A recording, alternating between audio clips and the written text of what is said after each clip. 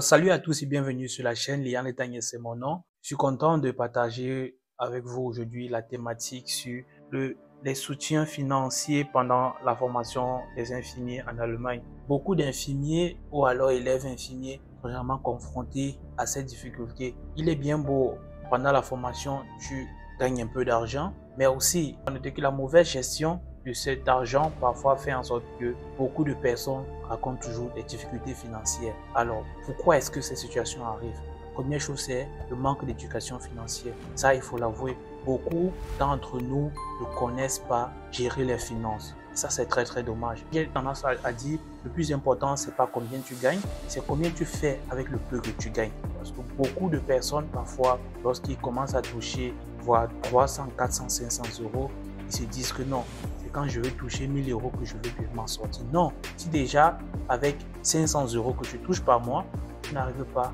à avoir un bon plan financier, crois-moi, c'est pas lorsque tu vas finir ta formation et que tu vas gagner 1000 euros, 1200 euros, 2500 euros que tu vas t'en sortir. Non, dans ce cas, il faudrait vraiment revoir votre gestion financière. Il faudrait vraiment voir comment est-ce que tu dépenses, quelles sont tes entrées, quelles sont tes sorties. Ce sont des aspects très très importants parce qu'il n'y a rien de plus pénible que de travailler pour un but et avant la fin du mois, on vérifie le compte, on voit que nous sommes à moins 1000 euros, 2000 euros. Donc, pour revenir à notre thématique, il y a un premier point de buffer. C'est un argent qui est généralement mis à la disposition des personnes qui n'ont pas, ou alors que des parents n'ont pas assez de moyens. Donc, il y a deux systèmes de buffer. Il y a le premier qui est généralement remboursable après un certain nombre de temps. Il y a le deuxième buffer aussi qui n'est pas remboursable. Donc ça, c'est une possibilité. Pour plus d'informations, il y a le lien en bas de la vidéo.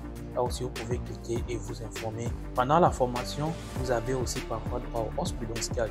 Ils sont parfois de soutenir des personnes qui ont des difficultés financières. Donc ça veut dire peut-être hormis le peu d'argent que tu reçois, peut-être le prix de la maison, du loyer par exemple augmenté, les charges à la maison augmentées, c'est parfois possible aussi.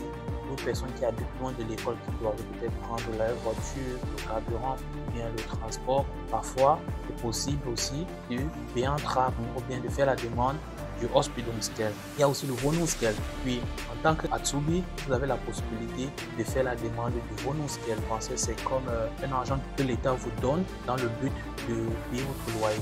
Et aussi, pour toute personne qui cherche aussi la maison en tant qu'Azubi, votre statut étudiant en soins infirmiers vous permet aussi d'avoir ce qu'on appelle le VBS.